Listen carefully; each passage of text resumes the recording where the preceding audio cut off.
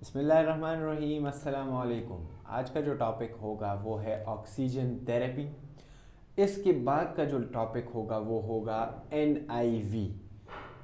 ये अलग अलग हम एक सीरीज़ बना रहे हैं। ABGs का एक अलग प्लेलिस्ट होगा, नॉन इन्वेजिव का एक अलग प्लेलिस्ट होगा, इन्वेजिव वेंटिलेशन का एक अलग होगा, स्पायरोमेट्री का अलग होगा, फार्माकोलॉजी का अलग होगा। लेकिन इसके लिए एक कंबाइन प्लेलिस्ट हम बनाएंगे जिसका नाम रेस्पिरेटरी थेरेपी होगा। क्लियर है? आज का जो हमारा टॉपिक है वो बहुत बेसिक सा है, लेकिन NIV से पहले ये बात समझना बहुत ज़रूरी है, जिसको हम ऑक्सीजन थेरेपी कहते हैं। ठीक है, ऑक्सीजन थेरेपी अगर आप देख लें, O2 थेरेपी। ठीक है, O2 थेरेपी का मतलब ये है कि दैट टाइप ऑफ एयर जो ऑक्सीजन रिच हो। आप पेशेंट को ऐसी एयर दे रहे हो जिसमें ऑक्सीजन की तादाद ज़्यादा हो, उसको हम कहते हैं oxygen therapy. That type of therapy जो आप हवा के ज़रिए दें और उसमें ऑक्सीजन की तादाद हायर लेवल पे हो, उसको हम कहते हैं ऑक्सीजन थेरेपी। अब ऑक्सीजन थेरेपी के हमारे पास बहुत सारी जो है ना इक्विपमेंट्स है जिसके ज़रिए हम ऑक्सीजन थेरेपी करते हैं, like nasal cannula, simple face mask, NRM, venturi mask, high flow nasal cannula, non invasive ventilation, ये सारे हमारे पास ऑक्सीजन थेरेपी में आ जाते हैं। लेकिन इसमें हम तीन चीज़ें डिस्कस करेंगे, बाद में हम जाएंगे वेंचुरी और ये जो कॉम्प्लिकेटेड चीज़ें हैं, लेकिन तीन बेसिक चीज़ें हम डिस्कस करेंगे। पहले हम डिफिनीशन, बाद में जो है ना नेज़ल कैनुला, फिर सिंपल फेस मास्क और NRM। ऑक्सीजन थेरेपी की अगर सिंपल डिफिनीशन को आप देख लें तो ये दैट टाइप ऑफ थेरेपी जो हमारे पास ऑक्सीजन से रिच होगी, ऑक्सीजन लेवल उसमें हाई होगा और हम हवा के ज़रिए एक पेशेंट को देंगे ताकि उसकी सांस जो है ना वो क्या हो सके, आसान हो सके और उसको ऑक्सीजन मिल सके। ये 21% से अबव होगा, क्योंकि 21% ऑफ ऑक्सीजन हमारे रूम एयर में मौजूद होती हैं। इससे अबव जो हम ऑक्सीजन देंगे वो ऑक्सीजन थेरेपी के बेस पे देंगे। अब इसको हम फिर डिवाइड करेंगे। इसमें हमारे पास तीन जो है ना वो इम्पॉर्टेंट है, जिसको हम कहते हैं, एक है हमारे पास नेज़ल कैनोला, नेज़ल कैन्यूला। अच्छा, इसकी जो पिक्चर्स हैं वो आप इंटरनेट पे देख सकते हैं। सिंपल फेस मास्क और तीसरा है NRM। क्लियर हो गई बात? अब इसको समझने की बहुत ज़रूरत है, क्योंकि अगर आपको ऑक्सीजन थेरेपी का नहीं पता तो आप ये डिसीजन नहीं ले पाएंगे कि आप NIV लगाएं, NRM लगाएं, सिंपल फेस मास्क लगा सकते हैं या नेज़ल कैनुला आपने लगाना है। देखें, इन तीनों में हम क्या करेंगे, ऑक्सीजन की डिलीवरी करेंगे। क्या चीज़ करेंगे? Oxygen delivery. पेशेंट को हम ऑक्सीजन देंगे। नेज़ल कैनुला का मतलब ये है कि वो वाली मास्क जो हम नेज़ल में लगाएंगे, प्रोंग्स होते हैं, वो इस तरह हम लगा के नेज़ल के ज़रिए हम ऑक्सीजन देते हैं। एक होता है सिंपल फेस मास्क जो इस तरह हाथ की तरह होता है, आप यहाँ पे रख के उसको क्या करते हैं, ऑक्सीजन दे रहे होते हैं। एक होता है NRM। NRM में क्या होगा, NRM नॉन रीब्रीथर मास्क, नाम से ही जाहिर है, इस तरह हाथ की तरह वो होगा। ठीक है, और साथ में एक बैग लगा होगा, उसको हम क्या कहते हैं, नॉन रीब्रीथर मास्क। डिफरेंस इसमें क्या है? डिफरेंस इसमें ये है कि जो नेज़ल कैनुला है इसमें आप कितना ऑक्सीजन दे सकते हैं, तो इसमें आप 1 लीटर से लेके 4 लीटर ऑफ ऑक्सीजन दे सकते हैं। ये हमारे पास लो ऑक्सीजन सप्लाई करेगी, लो ऑक्सीजन सप्लाई। ठीक है, अब इसमें जो ज़्यादा रेस्पिरेटरी फेलियर नहीं है, मतलब सेवियर रेस्पिरेटरी फेलियर नहीं है, तो इसमें आप ये लगा सकते हैं। लाइक रेस्पिरेटरी फेलियर है लेकिन माइल्ड रेस्पिरेटरी फेलियर है, तो उसमें आप नेज़ल कैनुला लगाएंगे। ठीक है, लो ऑक्सीजन रिक्वायरमेंट है तो उसमें आप नेज़ल कैनुला लगाएंगे। ठीक है, अब इसकी कुछ कॉन्ट्रा इंडिकेशंस भी हैं। कॉन्ट्रा इंडिकेशन से मतलब ये है, या सॉरी, कॉन्ट्रा इंडिकेशंस तो भी है लेकिन इसकी कुछ डिसएडवांटेजेस हैं। तो कॉन्ट्रा इंडिकेशंस में तो ये है कि अगर कोई फेशियल ट्रॉमा है, फेशियल ट्रॉमा है, मतलब कोई यहाँ पे आपका जो फेशियल स्ट्रक्चर है वो ख़राब है तो फिर नेज़ल कैनुला नहीं लगाएंगे, ठीक है। इसके अलावा फेशियल ट्रॉमा के अलावा ये आपकी जो नेज़ल एरिया है उसमें ड्राइनेस कॉज कर सकती है। ड्राइनेस का क्या मतलब है कि जो मुसलसल हवा जा रही है तो उसमें तो ह्यूमिडिफिकेशन का कोई वो नहीं होता ना, ह्यूमिडिफिकेशन डिवाइस नहीं होती ताकि वो आपको जो हवा वो गर्म करके दे सके। लेकिन यहाँ पे क्या होगा, यहाँ पे जो ड्राई एयर जा रहा है तो ये यहाँ पे ड्राइनेस कॉज कर सकती है and sometimes it can cause bleeding. अगर कोई डेंगू का पेशेंट हो या कोई ऐसा पेशेंट हो जिसकी प्लेटलेट्स डाउन हो तो अगर आप उसमें ऐसी चीज़ लगाएंगे जो ड्राइनेस कॉज कर सकती हैं तो वहाँ की जो मेम्ब्रेन्स होती हैं ना उसको ख़राब करके ब्लीडिंग स्टार्ट हो सकता है। तो इस चीज़ का आपने ख्याल रखना है। ये हमारे पास है नेज़ल कैनुला, ये सिंपल सी चीज़ें हैं।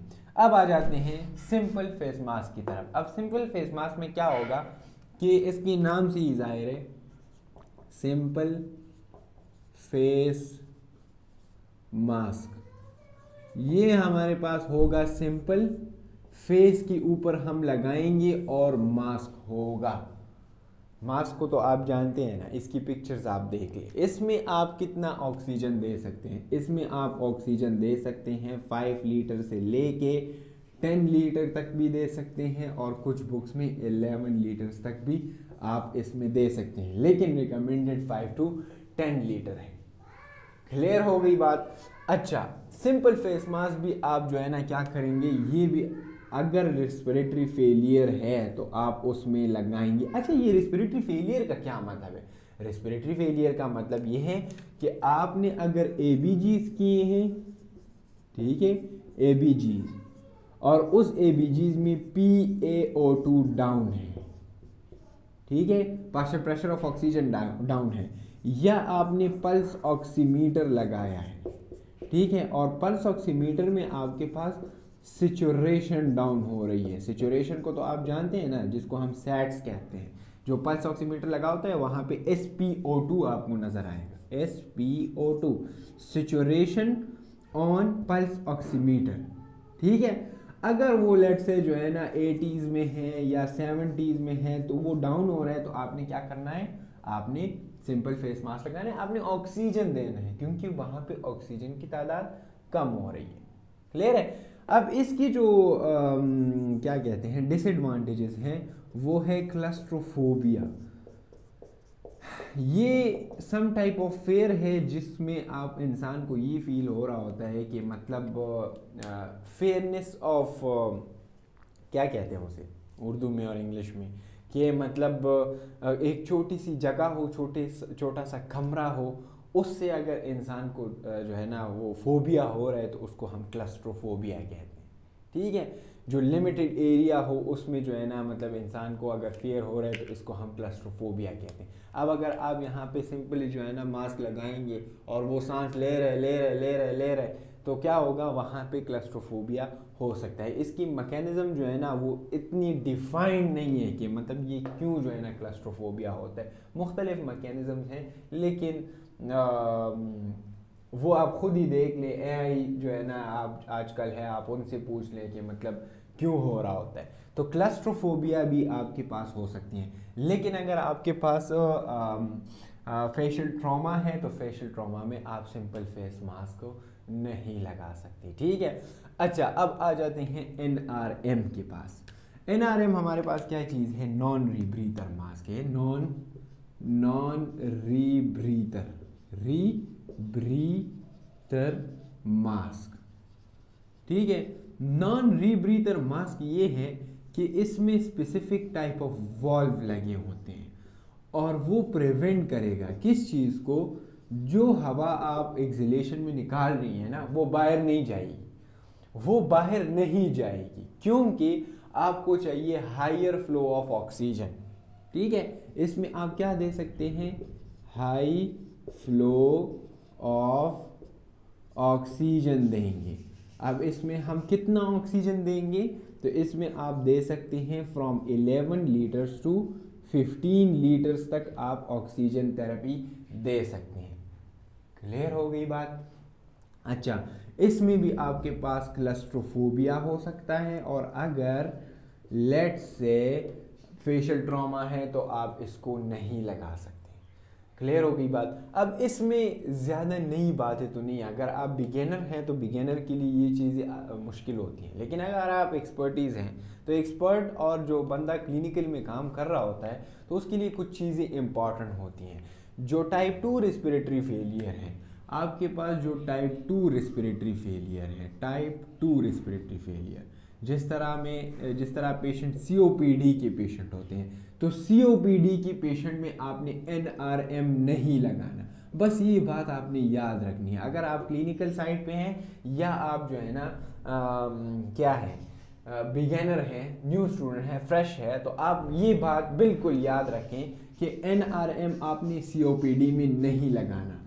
क्यों नहीं लगाना, इसकी एक अलग मैकेनिज्म है, वो मैं शॉर्ट करके आपको बता देता हूँ कि COPD में हम इसलिए जो है ना NRM नहीं लगा सकते क्योंकि वहाँ पे क्या हो रहा होता है, CO2 की तादाद बढ़ रही होती है, बॉडी में CO2 की तादाद बढ़ रही होती है। तो उसी वजह से अगर आप NRM लगाएंगे तो इसमें एक बैग होता है, उस बैग की वजह से और रिटेंशन ऑफ CO2 हो सकता है, और CO2 अंदर जो है ना वो जमा हो सकता है, तो इसलिए हम NRM नहीं लगाते। अब यहाँ पे क्वेश्चन ये है कि अगर आप NRM नहीं लगा सकते तो फिर आप टाइप 2 रेस्पिरेटरी फेलियर में क्या लगाएंगे, तो इसके लिए आप वेंचुरी मास्क लगा सकते हैं। ठीक है, वेंचुरी मास्क हम लगाते हैं, या कभी कभार हाई फ्लो नेजल कैनोला भी लगा देते हैं। ये दो हमने डिस्कस नहीं की, क्या वेंचुरी मास्क क्या चीज़ है और हाई फ्लो नेजल कैनोला क्या चीज़ है, लेकिन ये मैंने आपको सिंपली यहाँ पे क्लियर इसलिए कर दिया कि कभी कभार हम COPD के पेशेंट, लेट्स से COPD का पेशेंट है, ठीक है, अब ये COPD का पेशेंट है, ये सेट्स ड्रॉप कर रहे हैं, ठीक है, अब इसकी सेट्स जो है ना वो 70% तक आ गई है, SpO2 जिसको हम कहते हैं। तो हमारा सिंपल जहन में ये क्वेश्चन आएगा कि अभी मैंने क्या करना है, तो आपका जहन ये जाएगा कि 70% पे आ रहा है तो मैंने क्या करना है, हाई फ्लो ऑक्सीजन लगानी है ना, तो सिंपल आपके पास NRM आएगा। तो NRM आपने नहीं लगाना, आपने जहन में ये रखना है कि ये COPD का पेशेंट है, मैंने वेंचुरी मास्क लगानी है। वेंचुरी मास्क से फ़ायदा ज़्यादा होगा, ऑक्सीजन ज़्यादा जाएगी, लेकिन CO2 की तादाद अंदर ज़्यादा नहीं रिटेन हो। बस ये बात आपने याद रखनी है। ये चीज़ें जब आपको क्लियर हो जाएंगी ना तो आप NIV की तरफ जाएंगे। अब इस सब में कॉमन चीज़, लेट्स से ये शॉर्टनेस ऑफ ब्रेथ जो है ये भी ये रिकवर करती हैं। लेट्स से आपको शॉर्टनेस ऑफ ब्रेथ हो रही है, आप सही से सांस नहीं ले पा रहे, ठीक है, आपके लंग्स में ऑक्सीजन नहीं आ रहा, तो आप इसको लगा सकते हैं। लेकिन ये एक्सेसरी मसल्स की जो वर्कआउट होती है उसको कम नहीं करती। लाइक लेट्स से अगर एक पेशेंट ऐसे सांस ले रहा है और ये एक्सेसरी मसल्स यूज़ हो रहा है, डायफ्रेगमेटिक मसल्स यूज़ हो रहे हैं, तो ऑक्सीजन की कमी तो है लेकिन उसकी मसल्स यूज़ हो रहे हैं, एक्सेसरी मसल्स यूज़ हो रहे हैं, वो एग्जॉस्ट हो रही हैं। तो फिर आपने ये वाली ऑक्सीजन थेरेपी नहीं लगानी होती, आपने फिर NIV की तरफ जाना होता है। अगर सिर्फ ऑक्सीजन कम है, सेट्स ड्रॉप हो रही हैं, तो ये वाली ऑक्सीजन लगा दें। अगर सेट्स भी ड्रॉप हो रही हैं, SpO2 भी ड्रॉप हो रहे हैं, PO2 भी ड्रॉप हो रहे हैं, और साथ में वो ऐसे सांस ले रहे हैं जिससे वो तक सकता है।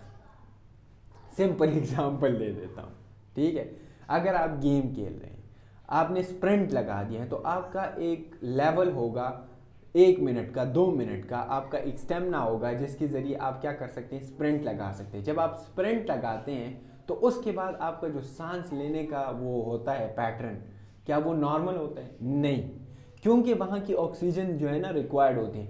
ये हम नॉर्मल मतलब आप तेज़ सांस ले रहे होते हैं ना, तो जब आप तेज़ सांस ले रहे होते हैं तो वो आपके नॉर्मल लंग्स होते हैं, इसलिए वो तेज़ सांस लेना नॉर्मल पे आ जाता है। अगर अब नॉर्मल लंग्स हैं तो वो इसी तरह से ही तेज़ सांस लेगा।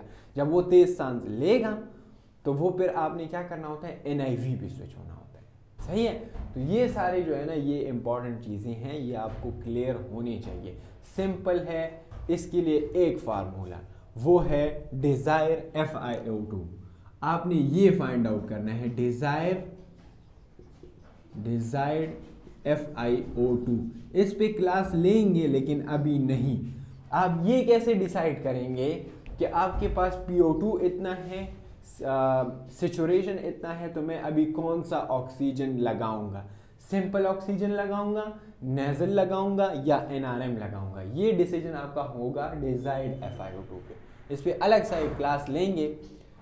और इसके बाद जो टॉपिक होगा वो है NIV आप ज़रूर देख लें, क्योंकि आपको ये अंदाज़ा हो जाए कि अगर इसके साथ कोई चीज़ नहीं हो रही, ऑक्सीजन थेरेपी के साथ, नेजल कैनोला के साथ, सिंपल फेस मास्क के साथ और NRM के साथ पेशेंट ठीक नहीं हो रहा, सेट्स तो इम्प्रूव हो रहे हैं लेकिन उसकी जो कंफर्ट है वो नहीं आ रही, तो फिर हमने क्या करना?